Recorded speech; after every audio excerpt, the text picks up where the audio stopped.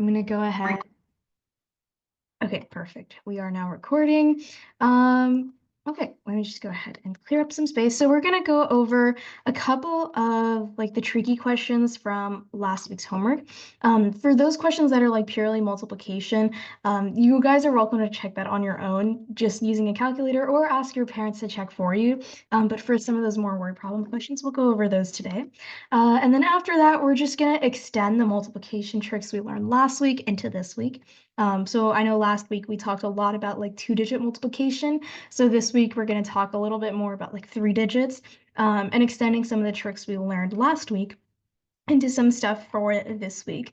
And then maybe if we have time, we'll touch on some exponent rules and then we'll see from there where we can go. Okay, awesome. So to start off, let's go ahead, take a look at this first question.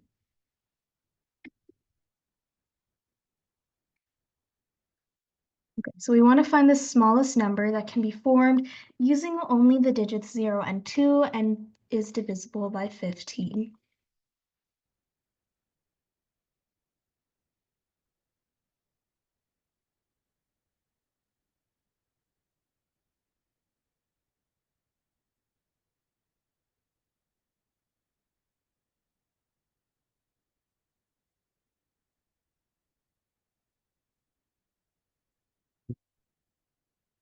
Okay, awesome. So I see a lot of people putting answers in chat, which is great. I see a lot of people saying 2,220.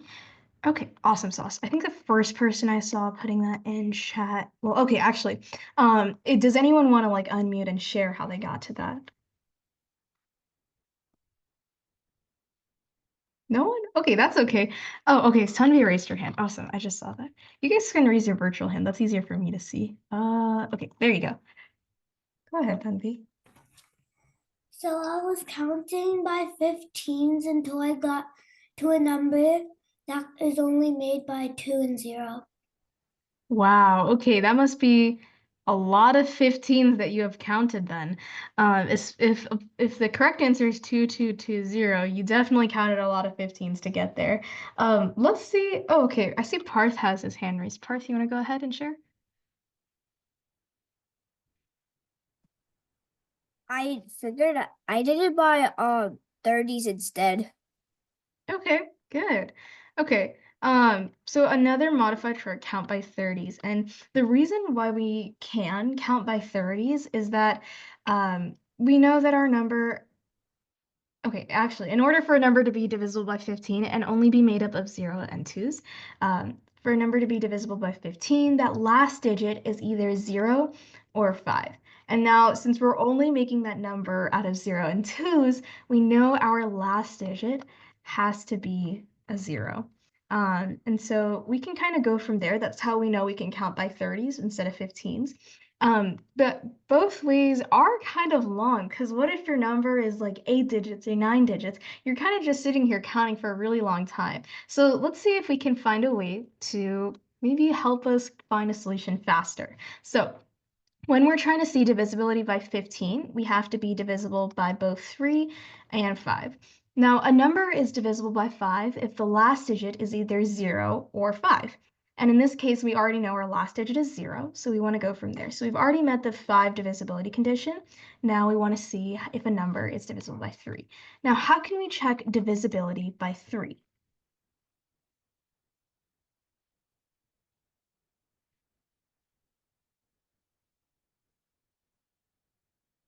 Yeah, good. So you added the 3 digits and check if that value is divisible by 3.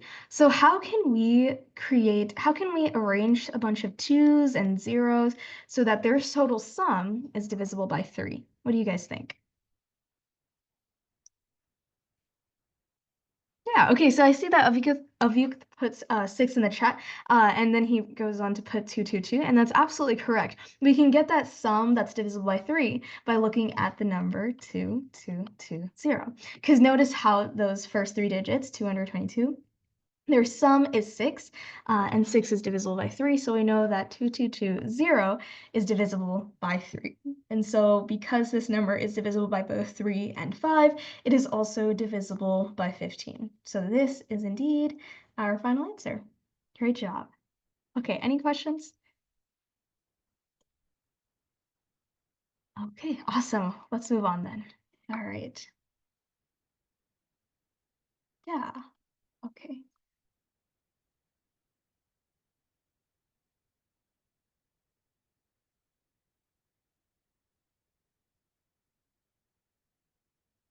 All right, so what is the smallest two-digit positive integer such that the product of its two digits is 1/2 of the integer? For those of you who maybe weren't able to solve this before, think of how you can write a two-digit number in terms of its digits using place values. See how you can do that.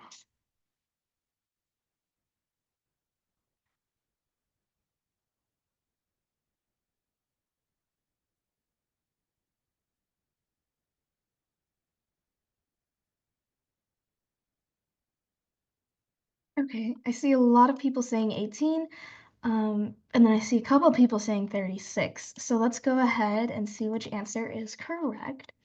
Okay, I see Abia has his hand raised, so go ahead and unmute.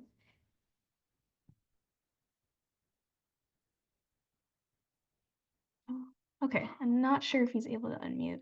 Um, while we're waiting for him, let's go ahead and take a look. So, like I said, we in this kind of question, we really want to focus on how we can write a two-digit integer in terms of its place value. So, if I have a two-digit number AB, I can write that as 10A plus B. And now I want to find this number such that the product of its two digits, which is A times B, is 1/2 of the integer. So how can I write that in an equation?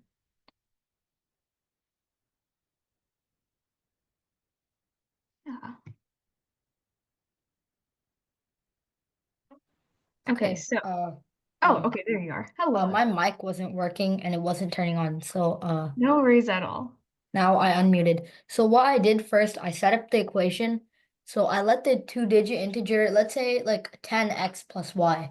The product of its digits is x times y, and um, reasonable to the problem, it's x times y equals 1/2 times 10x plus y. And if I multiply both sides by 2 to get rid of the fraction, is 2xy equals 10x plus y. And then I rearranged the equation, which I did, and then I isolated, and I did y equals 2xy minus y equals 10x, and then I did y times 2x minus 1 equals 10x, and then I did y equals 10x divided by 2x minus 1, and then I tested values for x. So like I did a lot of things, like I did 10 times 1 divided by 2 times 1 minus 1, and I got 10 1, which is not a single digit. And I just tried it like 10 20 over 3, and then I tried 10 times 3 divided by 2 times 3 minus 1, and I got 30 over 5, and then I got 6. So then I checked the solution, and I got 10x plus y equals 10 times 3 plus 6 equals 36. And then I verified that it's the smallest, and I found that a valid solution at x equals 3, so it must be the smallest such integer. So the smallest two-digit positive integer is 18. Okay. All right. You were very, very speedy with that solution, which is great. I'm gonna ask you one really quick question. Can you just maybe type in the chat, or if you want to stay unmuted, explain what you did after this step, since I don't think I caught that. So, oh wait, I confused myself. Oh wait. Oh, wait, I think I did something wrong. Okay, no worries at all. I think you definitely had a great start. I totally agree with how you were doing. Do you want to explain like where you went after you got 2a is equal to 10a plus b? Because I think that's totally correct. I I just just didn't hear what you said after that. I just tested out different options. Okay, yeah. So we want to okay, let's do that. So we want to find different kinds of numbers. And since we're looking for the smallest two-digit number, we're trying to minimize a as much as possible. So obviously we're just gonna start with a is equal to 1. Now, if we have a is equal to 1, we have 2b is equal to 10 plus b. Now, if we solve that equation, we get that b is equal to 10. And remember, b is supposed to be a digit. So if we have b is equal to 10, That's not a digit. 10 is not a digit. So when a is equal to 1, there is no valid solution. So nothing works when a is equal to 1. Now, when a is equal to 2, we have 4b is equal to 10a plus, or hold on, just kidding, 20 plus b. And so when we solve that, we get 3b is equal to 20. But since 20 is not divisible by 3, there isn't any valid integer value for b. So that means there is no solution when a is equal to 2. Now, if we look at a is equal to 3, we have 6b is equal to 30 plus b. And so when we solve this, we get that b, oh, hold on. Okay, 5b is equal to 30. So that means when we divide, what is b equal to? What do you get when, if 5b is equal to 30, then b is equal to 6. Perfect, you guys. Awesome. So that means when a is equal to 3, there is a solution that b is equal to 6. And so putting that final number together, we get that ab, or our final answer, is actually going to be 36. So in this case, 36 is the correct answer. And Adit, I think you were talking about that, and then at the very end, you said that 18 is the answer. But following your reasoning, I think you were meant to say that 36 is right, because the process you did would have led to 36. Now, there is another method in the which is called like factoring, but that's a little bit out of the scope of this class, so we don't really focus about that in this class. Instead, trial and error definitely works, especially since we're looking for the smallest possible value. Okay, awesome. So I see a lot of hands raised. Unfortunately, we don't have the time to go through any additional solutions. If you guys do have questions, though, keep those hands raised. Okay, then we go ahead. Everybody keeps on spamming in the chat, and I keep on getting like pop-ups, like people saying things, and it like too much people keep on spamming in the chat.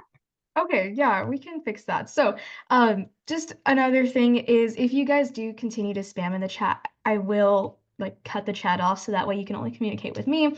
That's something that's been a policy since the beginning of this course. So, keep those messages relevant to only questions that I'm talking about or any questions you guys have. To like read all of y'all reiterating the same things. Like, for example, right now I see a lot of y'all saying same in the chat. Not very helpful. That's just spam.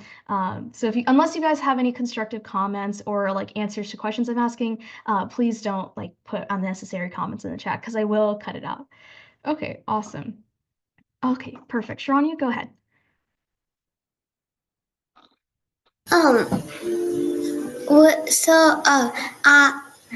So would it, can you like, for this, can you just like choose a random number that like comes to mind and like, can you just do with every number? Like I wouldn't do a that because then two-digit? you're going to be testing like 90 numbers, right? So you want to find a way to minimize the numbers that you're testing. And this gives you an equation that's very easily like, you just plug in some values of A and then you find from there. Like for example, if you guess like 16 or random numbers like that, you're definitely going to be sitting here for quite some time. Okay. Yeah, awesome. Okay. Perfect. Hanukkah, do you want to go ahead really quick?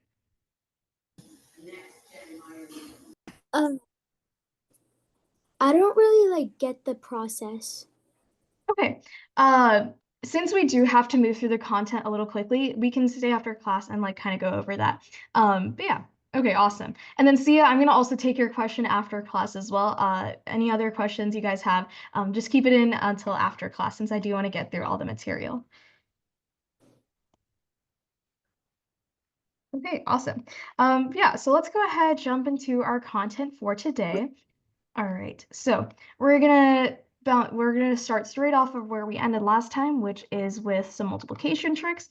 So I know like last week we talked a little bit about multiplication with numbers greater than 100. So we're gonna do the same thing except with numbers greater than 1,000. And the nice thing is that the trick is very, very similar. So let's start with the example. Let's start with 1,005 times 1,006. So using the trick that we learned for numbers greater than 100 last week, how would you guys maybe hypothesize what the answer is for this product? Again, as a reminder for this class, it is not very useful to you guys if you use calculators, but like try to use the tricks that we actually learn. And using a calculator kind of defeats the purpose.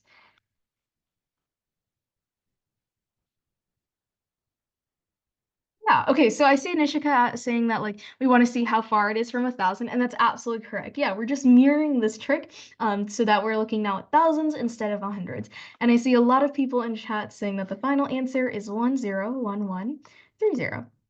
Okay, does anyone, okay, actually no, we could go through this together. So we want to find the differences from 1,000, like Nishika says. And so in this case, 1,005 is 5 away from 1,000, and 1,006 is 6 away. So if we go ahead and add one difference to another, we do 1,005 plus 6, which is equal to 1,001. So those are our first 4 digits. And then if we multiply our differences together, we get 5 times 6 is 30. But remember, we have to write our products in terms of 3 digits. So instead of 101130, our final answer would be 11030. And so that is what we would get. Yeah, perfect. I see a couple of you guys adjusting your answers to that. That is absolutely correct. Now, I also see a couple people saying they used FOIL. FOIL does work, but I feel like in this case, this method is a little faster. With FOIL, you just have to be careful with like carrying and stuff. And also FOIL gets a little more tricky when you're working with 3-digit numbers. So I would recommend using this strategy for numbers close to 1,000. Okay, awesome. Let's go ahead, do like 2 more examples, and then we'll move on to another trick. So go ahead and calculate 1,008 times 1,012, and then also do, let's see, 1,007 times 1,009. And go ahead and put your answers in the chat. If you put your answer in once, don't put your answer in multiple times.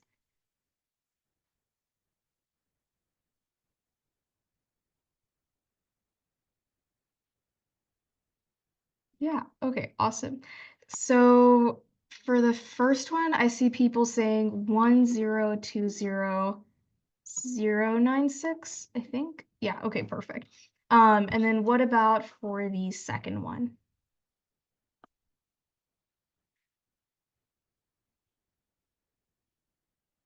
What did you guys get for the second problem? 1,007 times 1,009. Okay, I see Aditya said 1016,063. Okay, awesome. So for this first question, okay, let's take a look at this first question. I am seeing a couple of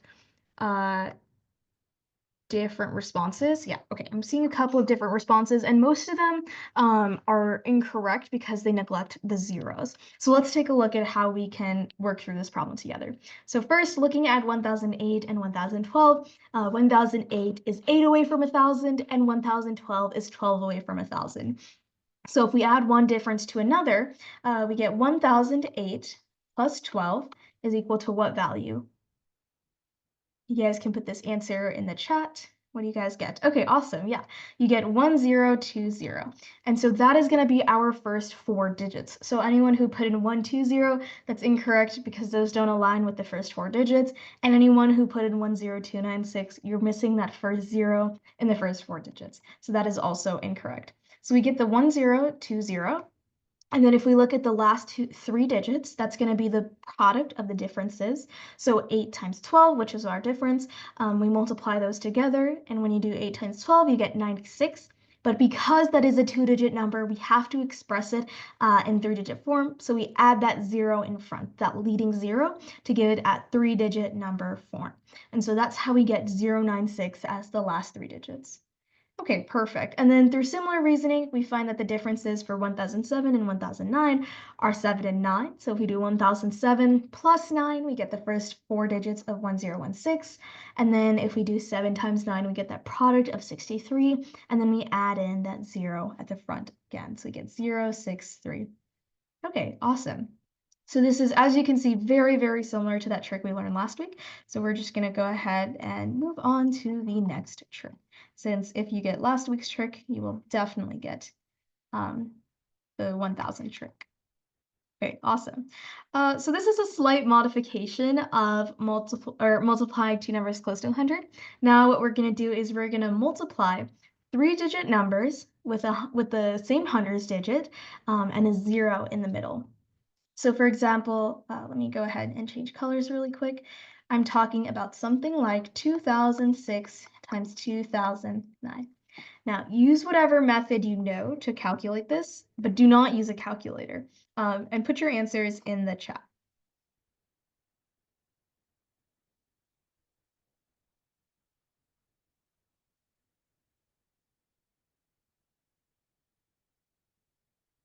Sorry, I think I meant 100. I didn't mean to say 2000. 206 times 209. Sorry. I was just so caught up with the thousands in the last question. I said 2000 again. But yeah, 206 times 209. Use whatever method you know to evaluate that question, to evaluate that answer. Okay, I see a lot of people saying 215.54. So let's go ahead and see if that's right. Wow, so many people saying 215.54. Okay, then we must be right. So let's take a look. All right, so the rule for this question, first we take the products of the hundreds digit. So what is 2 times 2? 4. Okay, perfect. Okay, actually, I do see a couple of other people saying 43054. Okay, awesome. Okay, we know that 2 times 2 is 4 now, so you guys don't have to continue putting that in chat. Perfect. Okay, so we have our first digit as 4. Now, to find the middle 2 digits, we take the sum of the last 2 digits and then multiply by the hundreds digit. So in this case, my sum of the last 2 digits is 6 plus 9, which is 15, and then I multiply that by my hundreds digit, which is 2. So 15 times 2 gives me the middle 2 digits of 30.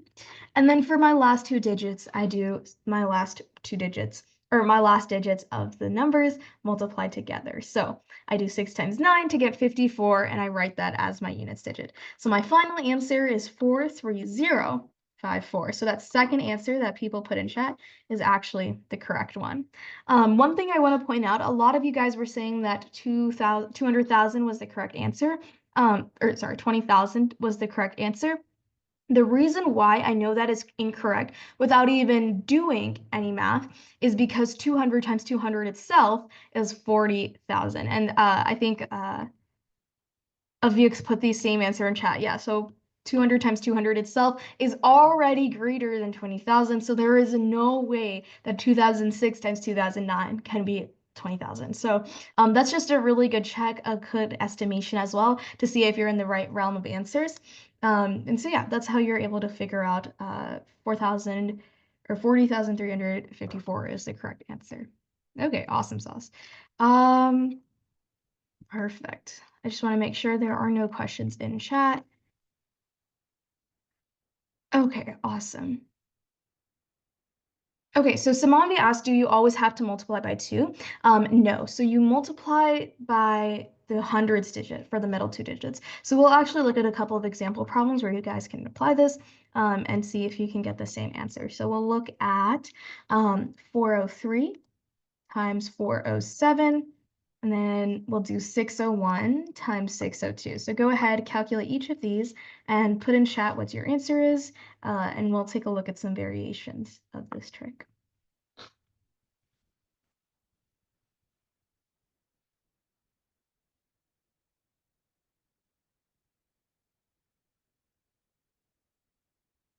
Okay, so I think a couple of people are confused about like in the previous question where we got 30 from. So we'll go ahead and explain that using another multiplication problem, and hopefully that'll become a little bit clearer. Okay, so for the first question, I see a lot of people saying 164021. I think I also see some people saying 168421. So we'll go ahead and see which one is correct. Okay, perfect. All right, and then what about for the second question? What are you guys getting for that? Okay, I see people saying 3618. Oh, whoops. 36182, and then I also see 36182. Okay. All right, let's take a look. So for this first question, the first two digits, we just do the hundreds digit multiplied together. So 4 times 4, that gives us 16. Now for the middle digit, we're going to do 3 plus 7. So I'm going to sum the units digit and multiply by the hundreds digit. So 3 plus 7 is 10, and I multiply by the hundreds digit of 4 to get 10 times 4. So that gives me those middle digits of 40. And then I take my last two digits, 3 and 7, and I multiply those together to get 3 times 7, which is 21. So my last two digits are 21. Now, one thing to note is that for every pair of digits, I am always writing my answer as a two-digit number. So for example, my last two digits are 21, that's a two-digit number.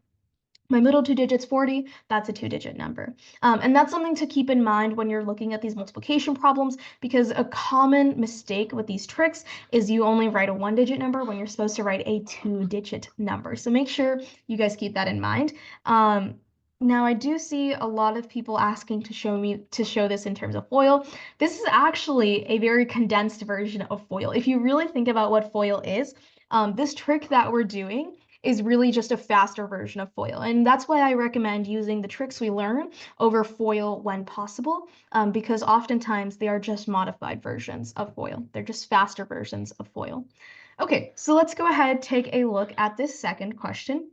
So the first two digits, I have 6 times 6, so I know my first two digits are 36. Okay, so I see a lot of people like spamming smiley faces or whatever. Once again, please don't spam. That prevents a lot of people from learning. So yeah, okay.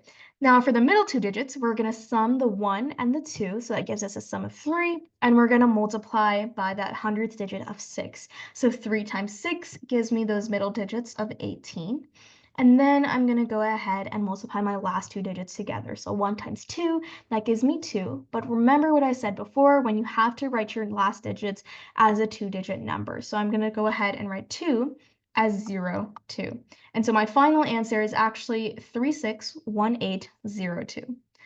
Okay, perfect. I'm going to just go ahead and circle that. Okay, awesome. All right. If you guys have questions, go ahead, put them in the chat, and then I'll go ahead and address those. Otherwise, we will move on. Okay, perfect. I don't see any questions, so let's go ahead and move on from there. All right, so the next trick we're going to talk about is almost like it's very related to some algebra properties, but you can definitely apply it to multiplication. Oh, okay. Swara asks, how do we get the second digit of hundreds? So the second digit comes from multiplying the last or adding the last two digits. So I add my units digits, and then I multiply by my hundreds digits. So 3 plus 7, for example, is 10, and I multiply by my hundreds digit. If you want to understand why that is, there is definitely proofs in the handouts, so you are welcome to go through that. But it's very much based on what we've learned previously. So this is kind of like more general case of multiplying by numbers close to 100. This is just a little more general. So Bhumika asked, can you use this method only when hundredths digit is the same? Yes. So this method only works when you have the same hundreds digits. And then Siddharth asked, does this work with every three-digit number? So once again, this trick only works if you have the same hundredths digit number and then 0 in the middle. Okay. Arshia, if you could explain what portion you don't get, I can go over that a little more specifically. Otherwise, I would highly recommend you take a look at the proof in the handout, and that'll maybe clear up some things. Okay, Anya says, I did 4 times 3 plus 4 times 7. Yes, Anya, that is, Anaya, that is completely correct. Yeah, that's another good way to do it. Okay, Shriram says, is there a way when it's all below the hundreds? If you're talking specifically about 100, so if your two numbers are below 100, yes, that's what we went over last week.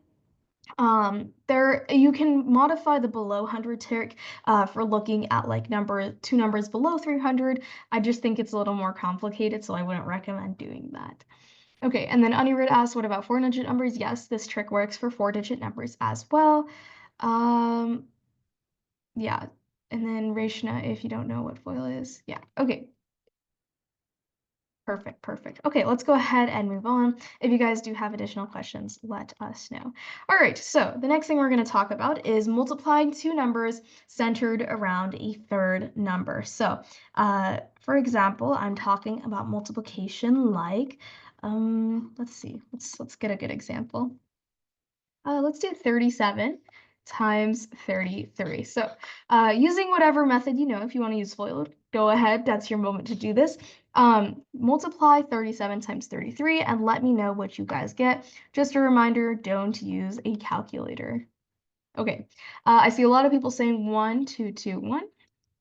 And I would agree with the correct answer here. So FOIL works, but I like to avoid FOIL whenever possible because FOIL can definitely lead to some issues. Sometimes you forget to carry, sometimes you're just struggling to add the numbers in your head. So we're going to go ahead and talk about a nicer way to do this. So 37 and 33 are really interesting because they're centered around the number 35. And so 37 is 2 greater than 35, and 33 is 2 less than 35. So we can write this as the product 35 plus 2 times 35 minus 2. And for those of you who are not familiar with this kind of format, I'm going to go ahead and put the general version up here. It's a plus b times a minus b is equal to a squared minus b squared. And this is a very easy fact to prove. In fact, we can go ahead and do it right now. I'll write this in a darker blue. We just go ahead and apply our favorite trick FOIL. So I'm going to multiply a times a, which is a squared, and then a times minus b, which is minus ab, and then b times a, which is plus ab, and then minus b times b, so minus b squared. And when I simplify, this ab and this ab gets canceled, so I'm left with a squared minus b squared. So as you can see, the format a plus b times a minus b is equal to a squared minus b squared. And this is a property that pops up a lot in math, so I would highly recommend you remember it. Now, applying that to this form over here, we can see that 35 plus 2 times 35 minus 2 is equal to 35 squared minus 4. Now, do you guys remember how to square a number ending with 5? We definitely learned this, so you guys should definitely remember it. What is 35 squared? Good, it's 1225. Absolutely correct. I see a lot of people putting that in chat, which is really great to see. So 35 squared is 1225 minus 4. So what is our final answer? 1221. Okay, perfect. And so that's very much simpler than doing a little bit of FOIL, especially if your central number ends with a 5, because you guys are masters at squaring numbers ending in 5. Okay, this trick does work if the number you're squaring doesn't end in a 5, and it works, it's just a little more difficult. So I would say use this when your central number is a number ending in 5. But yeah, so let's try a couple of other examples. Oh, whoopsies. Hold on. Let me just go ahead and move everything up. Okay, like I was saying, let's go ahead, try a couple of examples before we go ahead and move on. So go ahead and try 46 times 54, and then also go ahead and try 62 times 68, and let us know what you get.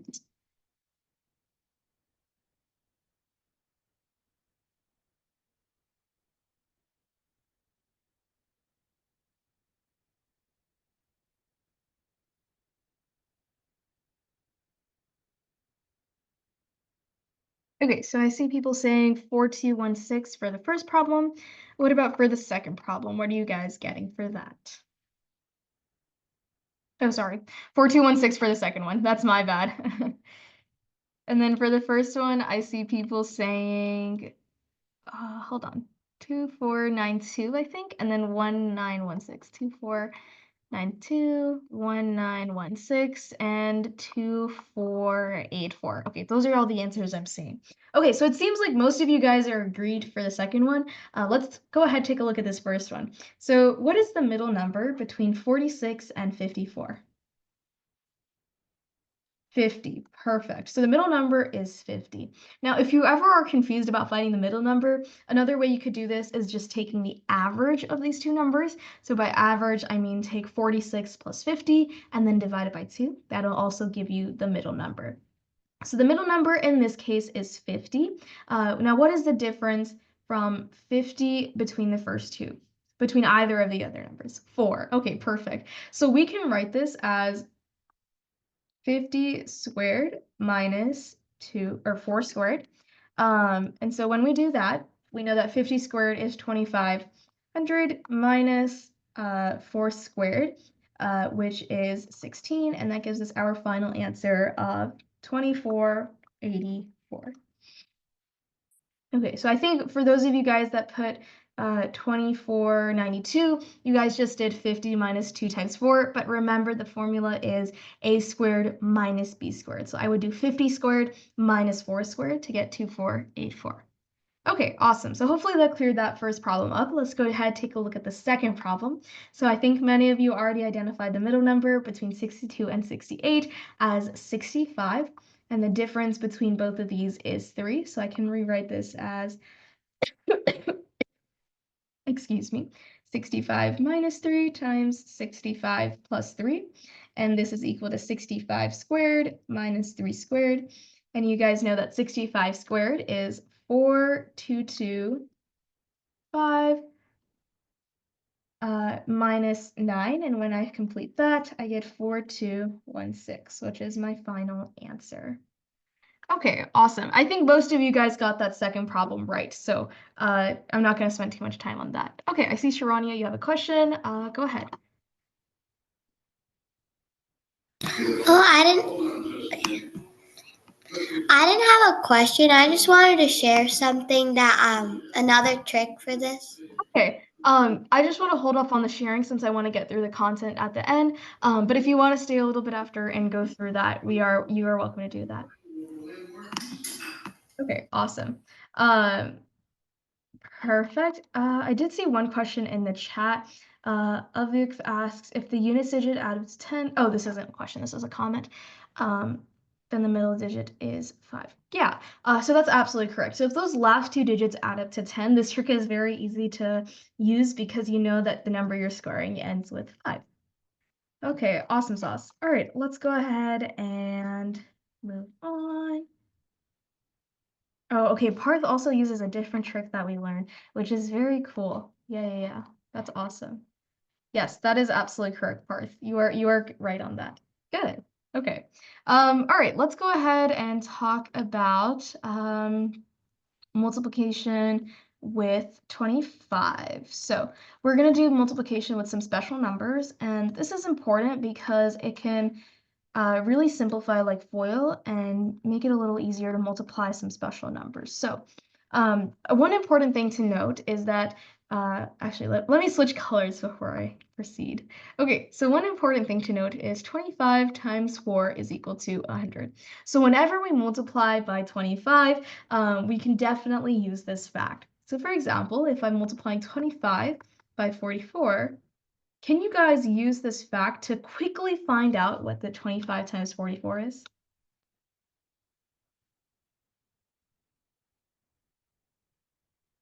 Okay, 1100. Yeah, that is absolutely correct. Okay, awesome. So the reason why we can, sorry, one sec. I just want to make sure that there are no questions. Okay, perfect. So we can rewrite 44 as 4 times 11. And then because multiplication is associative, we can group 25 times 4. And so this is equal to that, which is equal to, remember that 25 times 4 is 100. So 100 times 11 gives us 1100. And that's how we get that answer. So obviously, this trick works if your number is divisible by 44, but even if it's not, you're still able to use this trick. So for example, let's say we're looking at 25 times 39. Can you guys maybe take a guess at what this number might be? Anaya, you asked that. Yes. So now you can also use a little bit of distributive property, break down those numbers and multiply that way. Just the trick that we did that I explained covers a more general solution. But in your case, yes, that does work. Okay, good. I see a lot of people saying 975, and that is absolutely correct. So the way that we could approach this is by noticing that 39, when divided by 4, has a quotient of 9 and a remainder of 3. So I can rewrite this as 4 times 9 plus 3.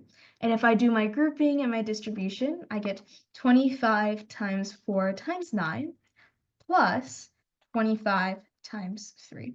And we already know that 25 times 4 is 100, so I'm just doing 100 times 9, which is 900, plus 25 times 3, which I know is 75. So when I complete this, I get 975.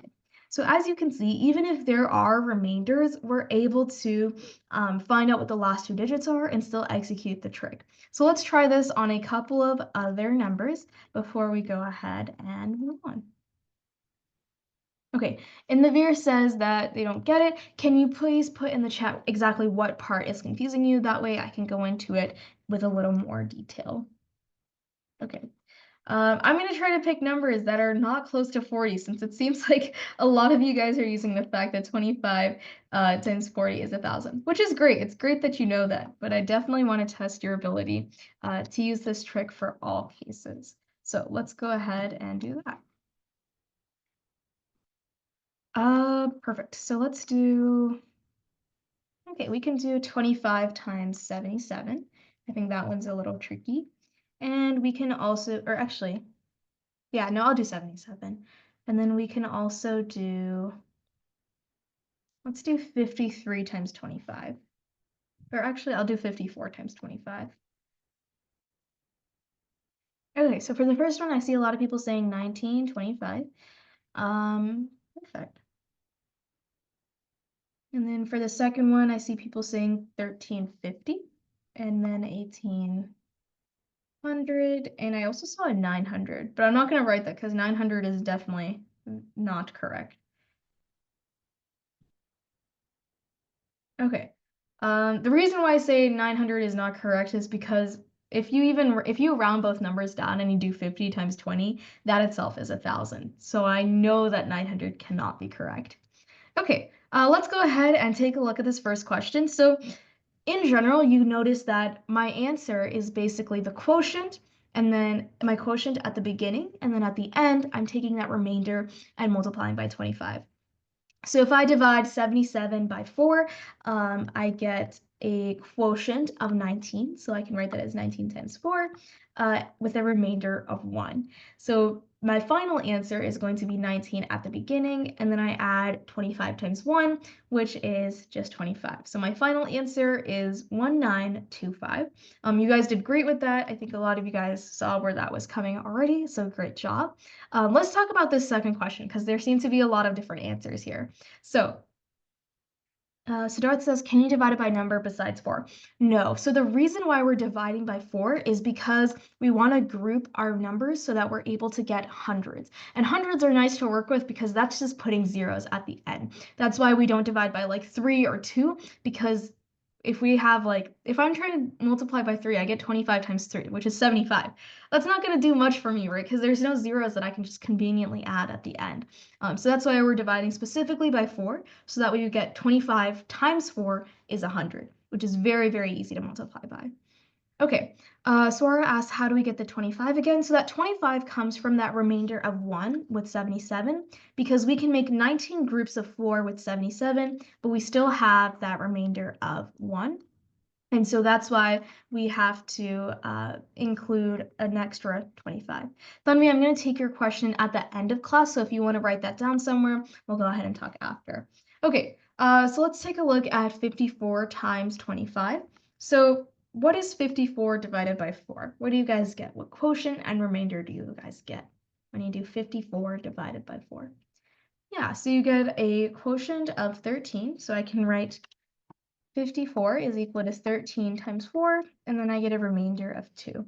So I saw a lot of you guys saying that, or actually, I'll add this comment at the end. So once again, I'm going to put my first two digits as 13, And then at the end, I have 25 times 2. So 25 times 2 is 50. And then this is 1350, which is my final answer. Okay, I did see a lot of people saying 1800. And the reason why I can say that it is incorrect is because if my answer is 1800, when I'm multiplying by 25, that means my other number has to be divisible by 4. But I know that 54 is not divisible by 4, so there is no way my final answer can be 1800. Okay, I did see someone asking where I got the 13 from. So that 13 comes from dividing 54 by 4. That's the maximum groups of 4 that I can make. So I can make 13 groups of 4, and then that gives me a remainder of 2. Chatruka says it right in chat. She does. They do 1300 plus 2 times 25, which is absolutely correct. That's another way of kind of rewriting this. Samanvi says, so you add the remainder. Actually, you add the remainder times 25. So in this case, because my remainder is 2, I do 2 times 25 to get 50, and I add that to the end of the number. Okay, I think a lot of people are a little confused, so I'm going to go through this one more time, just like how we're even adding these, and then we'll go through that together. Okay, so let's work with this second example of 54 times 25. So 54 times 25, we can rewrite as, well, okay, here's how we're going to do this. So let's do 54 divided by 4. What is 54 divided by 4? For those of you who are confused, please answer this because this is really important to making sure you guys understand the total trick. Good, so we get a quotient of 13 and a remainder of 2. That means I can write 54 as 13 times 4 plus 2. Does everyone agree with that?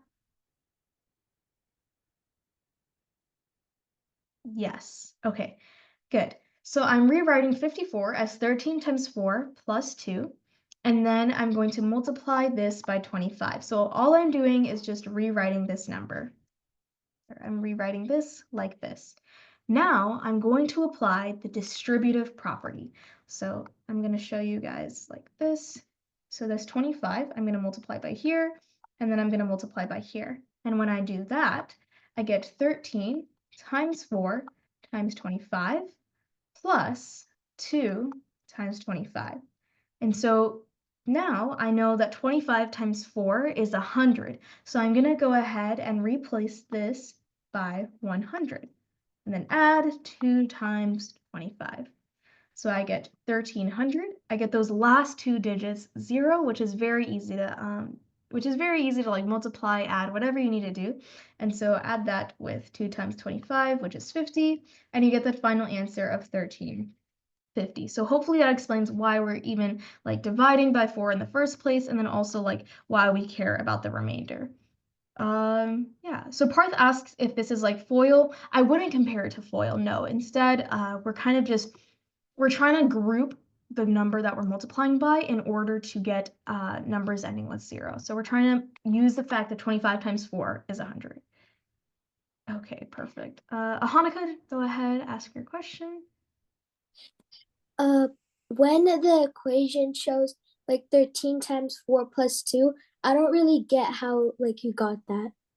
Okay, yeah. So I think an important thing to note is that the reason why we're dividing by 4 and bringing this 4 in the first place is because we want to use the fact that 25 times 4 is 100. So we're trying to find how many groups of 4 go into like 54, for example. And because of that, that's why we're rewriting this as 13 times 4 plus 2. Because if we're able to find how many groups of 4 we have, we're able to get to 100. And if we're able to get to 100, it's very easy to multiply numbers like that. So that's why we're trying to use the fact that we're trying to divide by 4. So Karthik asks, for every problem, do we have to divide by 4? Yes, that is correct. If you're trying to multiply by 25, you want to divide your number by 4 and then multiply from there. Because when we divide by 4, we're able to group together and get some quotient times 4 times 25. And we know that 4 times 25 is 100. So we're just multiplying a quotient by 100. That's basically having the quotient and then 2 zeros at the end. So that's just very easy to do. That's why we're looking at this trick that way. Okay, perfect. Tanvi, go ahead, ask your question. So if you times like if a number times 25 is like 50 or like any number ending with 0, can you still do the same trick? So we'll actually talk about that in this next section. That's exactly what we were going to jump to. So hold that question and you will see what the answer is. Okay, so what we're going to talk about next is multiplication. Actually, instead of just saying what we're going to talk about, I'll give you guys an example. All right.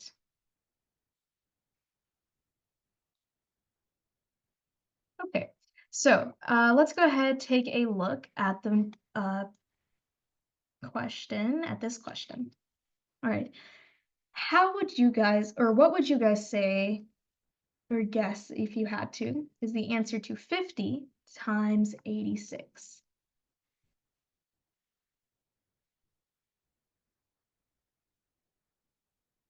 Okay, I see a lot of people saying 4,300, and I would absolutely agree with that. And in this case, we're using the fact that 50 times 2 is equal to 100. So if I rewrite this, I can write 86 as 2 times 43. So I can regroup this as 50 times 2 times 43. And so, whoops, an extra parenthesis. So this is equal to 100 times 43, which is 4,300. So as you can see, we're looking at factors of 2 because 50 times 2 is 100. So I think this might actually help some of you guys see why we're looking at in the previous example when we're multiplying by 4, because in that case 25 times 4 is 100. It's the exact same thing here. We're just doing 50 times 2 is 100. So we're dividing the number we're multiplying 50 by. We're dividing that number by 2, and that helps us group to get 100. Okay, so let's take a look at 2 more examples before we go ahead and move on. So what is 97 times 50? And then what is, let's do 50 times 108.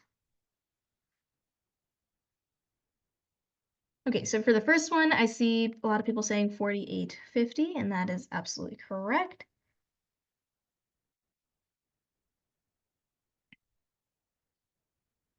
All right, and for the second one, I see people saying 5,400, and I agree with that. Okay, awesome. So since we have some answers now, I'm going to ask you guys to go ahead, stop posting in chat, and let's go ahead and talk about where these two numbers come from. So for the first question, 97 times 50, we're going to go ahead and divide that by 2. So we get 97 can be rewritten as 48 times 2 plus 1. And then if we multiply that by 50, we get 48 times 2 times 50, which is 4,800, plus 1 times 50, which is 50, and that gives us 4,850. And then for this second question, we can rewrite this as 50 times 54 times 2. And so 50 times 2 is 100, and that gives us 54 times 100, which is 5,400. So very easy trick, as you can see. This does only work when we're multiplying by 50. So for example, if I did 40 times 2, that's 80. I'm not just adding, like, I can't just do 80 times like 97 and throw some zeros at the end, right? That's a little difficult. So when we're multiplying by 50, this is very nice to use because we're able to easily get to 100, which helps us use some place values and add zeros at the end of our numbers. Okay, awesome. So Siddharth asked, could you use 20? You can use 20, but 20 can get a little, yes, okay, so you can use it for 20, but when you're using with 20, the other number you're multiplying by has to be divided by 5 instead of 2. Yeah, okay, awesome. And then to Samanvi, to your question, yes, you can use this for numbers like 500 or 5,000. Just make sure you're dividing by 2. Myra asked, can you use 25? Yes, so that's what we just talked about previously. Okay, awesome. And if you want, you can also modify this trick for 75.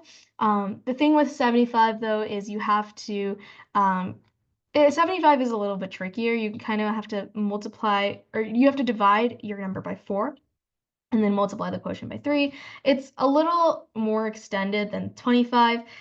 So I think we can kind of skip over that for now. Okay, perfect. So in general, whenever you're like multiplying by numbers ending with 5, I would say try to get to like a number ending with like a 0 instead. So try to see like if you can divide by 2, your other number by 2 and multiply from there. So for example, some people are asking if I can multiply a number by 15. So let's actually take a look at that. If I do, let's say, let's do 18 times 15. So because 15 ends in a 5, I can try to pull out a factor or 2 from 18. And when I do that, I get 9 times 2 times 15.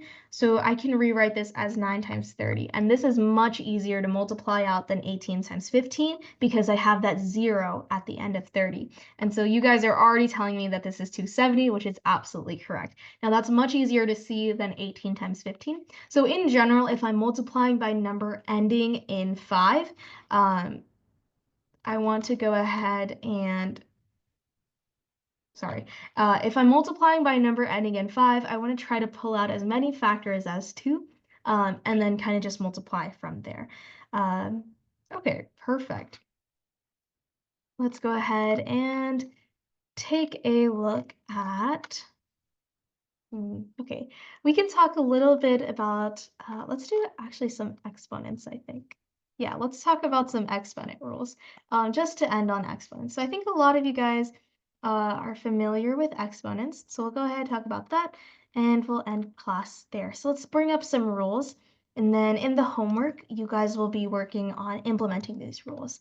So, let me go ahead and change colors one last time. I think I'll use like a magenta.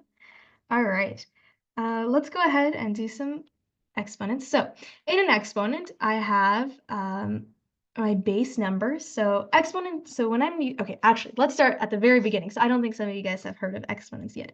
So multiplication is repeated addition. In the same way, exponents is repeated multiplication. So if I have a to the power of m, I have a times a times a, and I'm multiplying this m times. So for example, if I had 2 cubed, I would do 2 times 2 times 2, and I know that that is 8.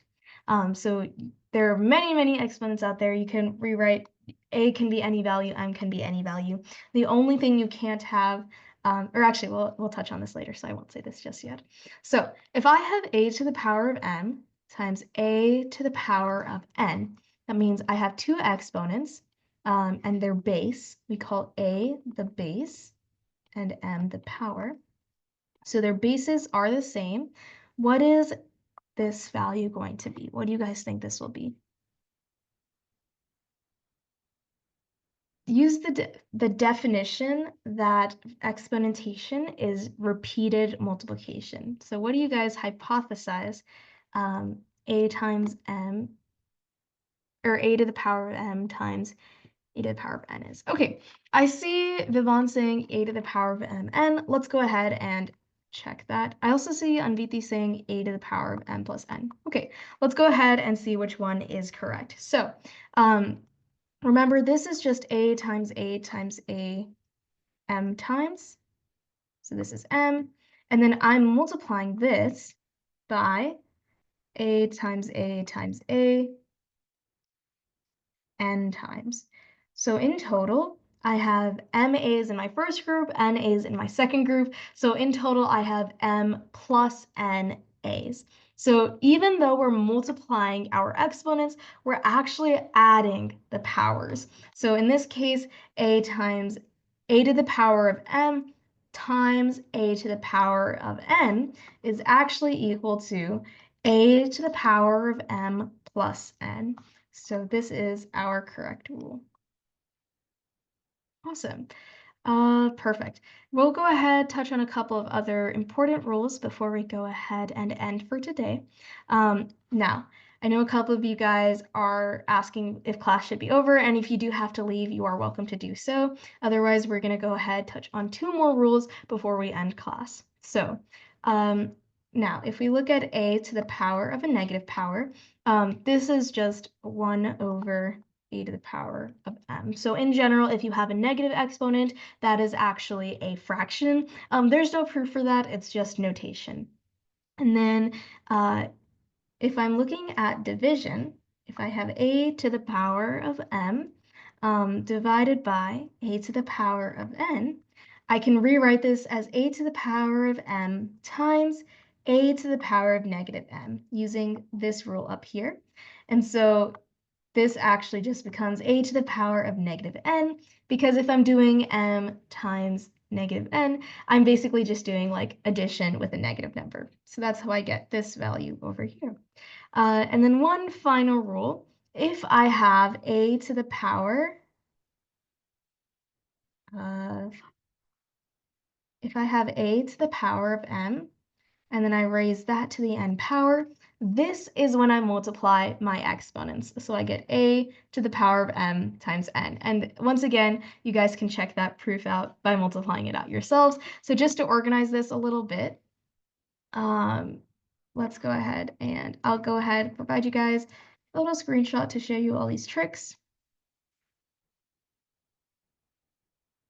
Awesome. So there are a couple of other ones, but we'll talk about those next week.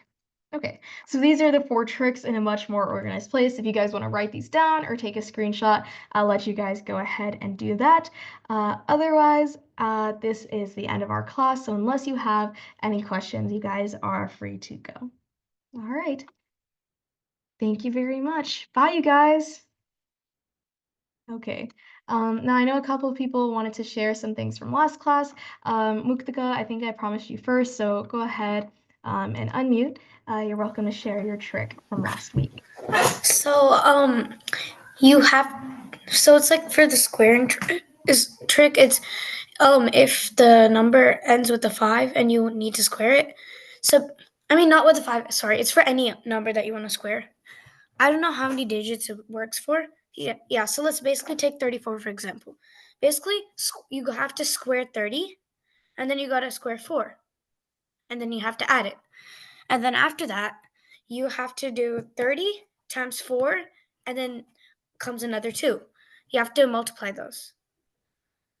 Hold on. 900 plus 16 plus 2 times 120. So Yeah, that'll be 240, right? Yeah. So then 900 plus 240 plus 16 is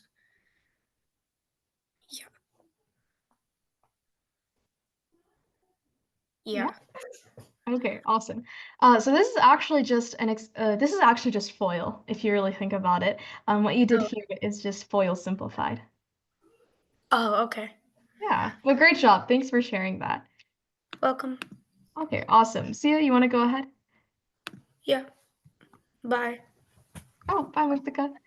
I had a question. Yeah. You know how we were doing like if you do the 18 and 36 and Yes, the first question, yeah. Let me go ahead, pull that back up. That's not the right question. Okay. Yes, okay. could you just do 3 times 6 and then get 18? What do you mean? Like instead of having to do all the a plus b plus that, could you just do 3 times 6 and that Right. How would you know to look at 3 times 6? Like, why would you do 3 times 6 instead of, why wouldn't you pick like, for example, 2 times 5? Why, like, that's what the reason why we have variables in the first place is because we don't know anything about this number. So we're trying to set some variables that can help us create an equation so that way we can find something about this number. Does that make sense? Yeah. Okay, perfect. Great. And then Avisha and Abhishek, if you guys want to unmute and share anything. How did we get the answer 222 for the first question in the homework? So the answer actually isn't 222. The correct answer is 2220. And if you want to go ahead and watch the recording, I explained it for like 5 minutes in the recording for this class. If you have any specific questions about that process, let me know now or send me an email and I can answer that. Okay, awesome. Advith, you want to go ahead and ask?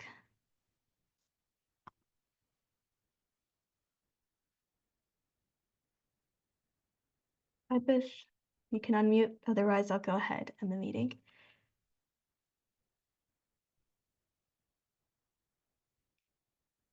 Okay, I don't see anything from Advith. Okay, does anyone have any other questions? Because if not, I will go ahead and end the meeting.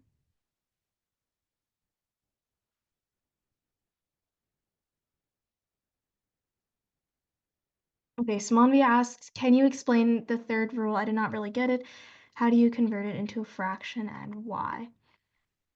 Okay, perfect. So yeah, so let's talk about this third rule. So the third rule, it's not really like any proof or formula. This is kind of just a notation thing with exponents.